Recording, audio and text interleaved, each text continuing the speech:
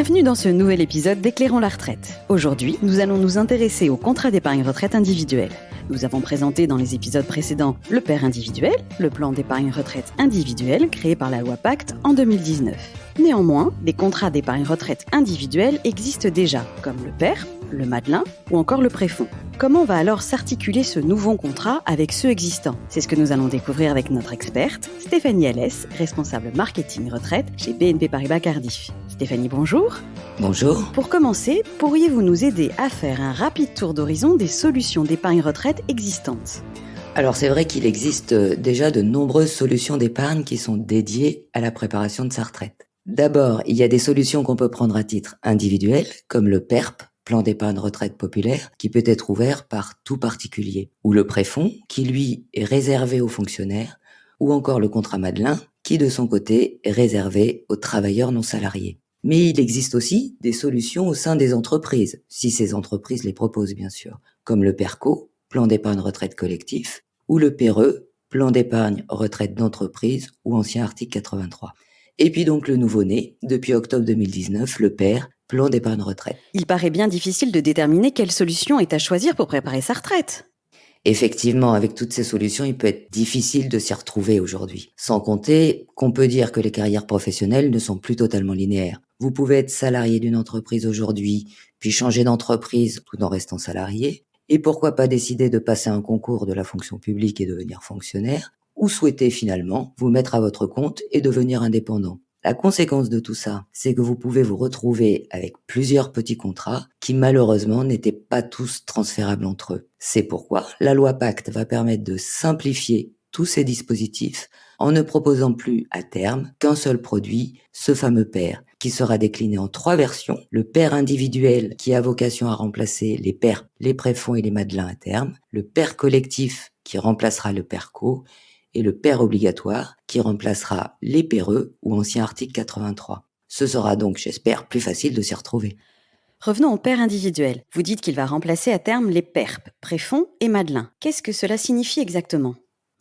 Alors en fait, il est déjà possible de souscrire un PER individuel depuis octobre 2019. Et en même temps, il est encore possible d'ouvrir un PERP ou un contrat Madelin jusqu'à fin septembre 2020. Pendant cette période transitoire d'1 an, donc entre octobre 2019 et fin septembre 2020, vous pouvez décider d'ouvrir soit un PERP, soit un Madelin, si vous êtes travailleur non salarié, soit un PER individuel. Rien n'interdit non plus d'ailleurs d'ouvrir et un PERP et un PER individuel d'ici là. En revanche, à partir du 1er octobre 2020, il ne sera plus possible de souscrire ni PERP, ni Madelin, ni Préfonds.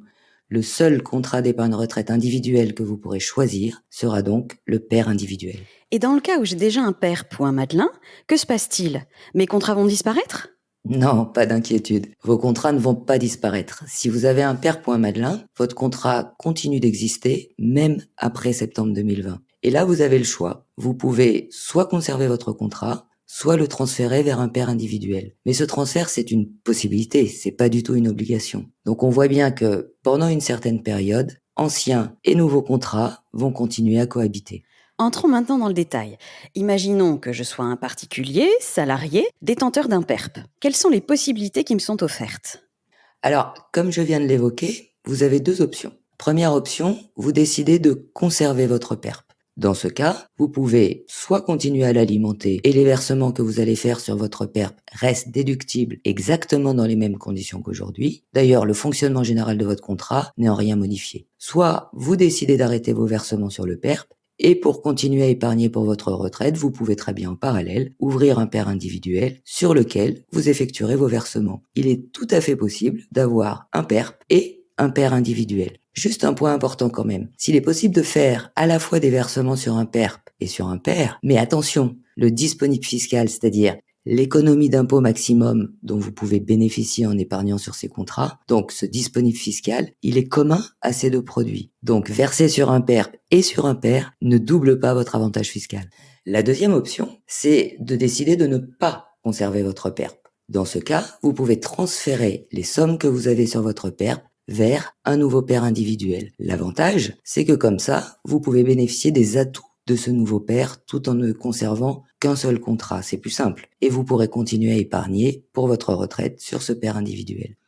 Petit point d'attention tout de même, si vous aviez des garanties spécifiques sur votre PERP, ce transfert pourrait peut-être vous les faire perdre parce que vous partez en fait sur un nouveau contrat. Il est donc important de bien regarder les conditions de son ancien et de son nouveau contrat avant de le transférer. Pour que nos auditeurs aient toutes les cartes en main, pourriez-vous nous donner les différences entre ces deux contrats, le PERP et le PER? Alors déjà, avant la retraite, il y a deux grandes différences. D'abord, les cas de déblocage anticipé, ensuite les modalités de transfert. Pour les cas de déblocage anticipé, sur un PERP comme sur un PER, les sommes sont normalement bloquées jusqu'à la retraite. Mais il existe quand même sur ces deux contrats des cas de déblocage anticipé, notamment pour faire face aux aléas de la vie, comme par exemple une fin de droit au chômage, le surendettement ou l'invalidité, etc. Le PER prévoit en revanche un cas de déblocage supplémentaire qui est l'achat de la résidence principale. Ça, c'est une grande nouveauté qui n'existait pas sur les PERP. La deuxième grande différence donc, c'est les modalités de transfert. Si vous avez plusieurs types de contrats retraite au cours de votre carrière, qu'ils soient individuels ou collectifs, vous ne pourrez pas tous les regrouper sur un PERP. En plus, à compter d'octobre 2020, les transferts vers un PERP ne seront plus possibles.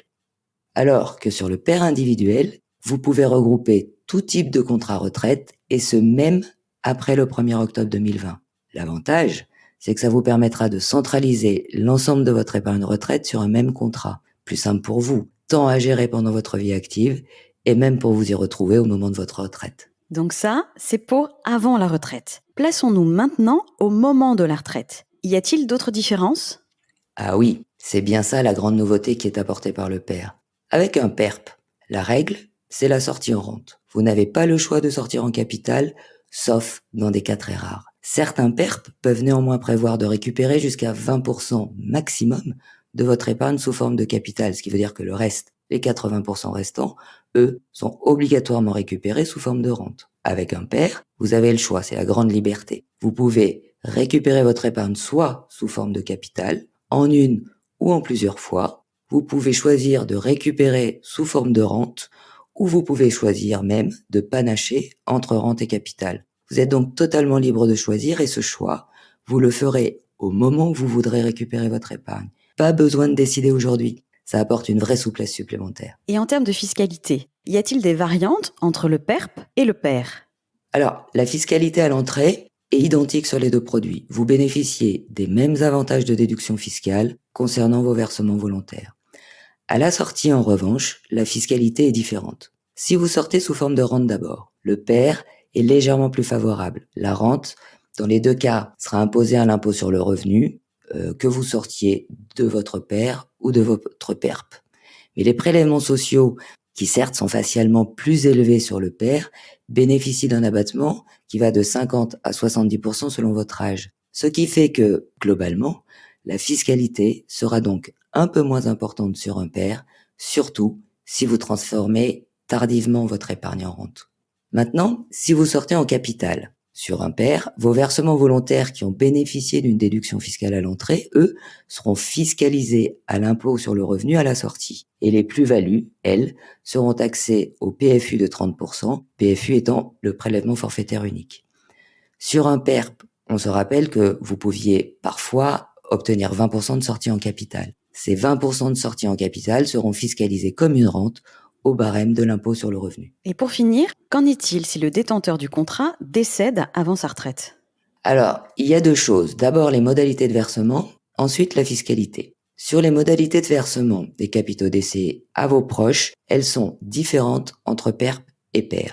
Sur un PERP, les capitaux décès sont obligatoirement versés aux bénéficiaires sous forme de rente. Sur un PER, le bénéficiaire ou l'héritier pourra en revanche choisir de recevoir ses capitaux soit sous forme de rente, soit sous forme de capital, ce qui lui offrirait plus de souplesse. Ensuite, concernant la fiscalité, sur le PERP, ces capitaux décès sont exonérés de droits de succession, certes, mais la rente qui est versée aux bénéficiaires, elle, sera soumise à l'impôt sur le revenu. Sur un PER, ça va un peu dépendre du type de PER choisi. Sur un PER de type compte-titre, les sommes seront intégrées dans la succession. Sur un PER de type assurance, c'est-à-dire géré par un assureur, comme l'était d'ailleurs votre PERP, la fiscalité dépendra alors de l'âge au moment du décès. En cas de décès avant de 70 ans, les versements effectués bénéficient d'un abattement de 152 500 €, puis sont soumis à une taxation forfaitaire au-delà. En cas de décès après 70 ans, les sommes épargnées seront soumises aux droits de succession, mais après un abattement de 30 500 €. Nous en avons terminé sur le cas du salarié qui est déjà un PERP. Imaginons maintenant que je sois un travailleur non salarié détenteur d'un contrat Madelin.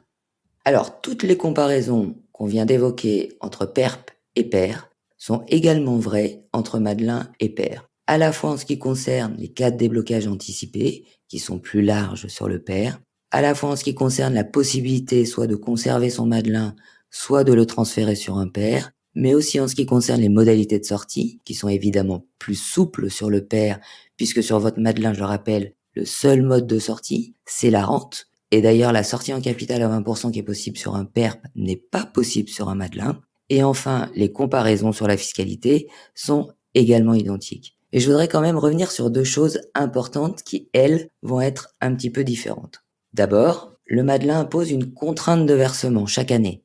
Donc à l'ouverture de votre contrat, vous avez défini un montant minimum annuel de versement. Et tous les ans, vous devez épargner entre une fois et 15 fois ce minimum. Ce n'était pas le cas pour un PER. Et ce n'est pas non plus le cas pour un PER. Donc les versements sur le PER individuel sont libres, contrairement au Madelin. Ce qui est un autre avantage du PER par rapport au Madelin, car cela vous permet plus facilement d'adapter votre épargne en fonction de la réalité de vos revenus d'activité. Ensuite, vous dites que vous avez un Madelin, mais vous avez peut-être aussi ouvert un PERP. Je rappelle que les modalités de déduction fiscale sur les versements effectués sur ces deux contrats sont bien sûr liées, mais néanmoins un peu différentes. Sur un Madelin, vos cotisations sont déduites de votre bénéfice imposable, tandis que sur un PERP, elles le sont de votre revenu net global. Mais pour faire cette distinction, vous deviez donc obligatoirement avoir et un PERP et un Madelin.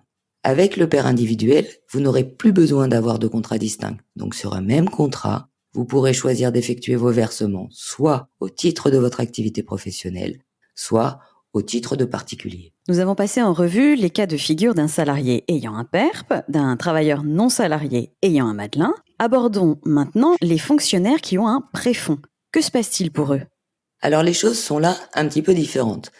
Préfonds Retraite a décidé de transformer collectivement les anciens contrats préfonds en nouveaux PER. Donc si vous aviez un contrat préfonds, il est en quelque sorte devenu automatiquement un PER depuis décembre 2019. Merci pour l'ensemble de ces détails qui vont certainement aider nos auditeurs. Pour conclure, que doit-on retenir de l'arrivée de ce PER individuel pour l'épargne retraite ? Alors pour résumer, je dirais que à compter d'octobre 2020, il ne sera plus possible d'ouvrir de nouveaux PERP ni de nouveaux contrats Madelin. Donc seul le PER individuel pourrait être choisi. Ces contrats ont finalement tous la même vocation, vous permettre de vous constituer pendant votre vie active une épargne qui sera disponible au moment de votre retraite et qui viendra donc compléter vos pensions de retraite. Enfin, que vous réalisiez cette épargne, donc vos versements, sur un PER ou sur un contrat Madelin ou sur un PER individuel, vous bénéficierez des mêmes économies d'impôt. Donc je dirais jusque-là, pas de grand changement. En revanche, le PER individuel a plusieurs vrais atouts en comparaison des PER ou Madelin. D'abord, avant la retraite, le PER individuel offre des cas de déblocage anticipé supplémentaires par rapport à ses anciens contrats, notamment pour ce qui concerne l'acquisition de la résidence principale. Ensuite, au moment de la retraite, le PER offre une souplesse totale. Vous pourrez choisir soit de sortir en rente, soit de récupérer votre épargne sous forme de capital, voire même de panacher entre sortie en rente et capital, alors que pour les PERP et Madelin, la règle, c'est la sortie en rente. Enfin, le PER vous apporte plus de simplicité. Il peut vous suivre tout au long de votre vie professionnelle. Si votre situation change et que vous vous retrouvez avec plusieurs contrats retraite, vous pourrez tous les regrouper au sein d'un même contrat PER, ce qui ne sera pas possible avec les autres contrats. C'est donc plus simple. Et rappelez-nous, que faire si nous avons déjà un PERP ou un Madelin ? Eh bien, vous pouvez soit le conserver, soit le transférer vers un PER. Ce choix dépend vraiment de votre situation, de vos objectifs et des garanties qui vous sont déjà acquises sur ce contrat. Il n'y a pas vraiment de réponse unique. Mais prenons un exemple. Vous êtes un homme et vous avez ouvert un contrat Madelin avant 2012. Votre objectif, c'est de sécuriser vos revenus complémentaires à la retraite et ce toute votre vie. La sortie en rente est donc parfaitement adaptée à votre situation. Dans ce cas, je dirais que mieux vaut sans doute garder votre contrat. Vous bénéficierez à la retraite d'une rente calculée dans des conditions plus favorables que si vous transfériez votre contrat vers un PER. Pourquoi ? Parce que sur ces anciens contrats ouverts avant 2012, le calcul de votre rente sera basé sur une table plus avantageuse pour vous. Si vous transférez votre contrat, Vous basculez donc vos encours sur un nouveau contrat et vous perdez cet avantage qui est lié à l'ancienneté de votre contrat Madelin. Autre exemple, contrario, vous venez d'ouvrir un PERP, vous envisagez à votre retraite de déménager.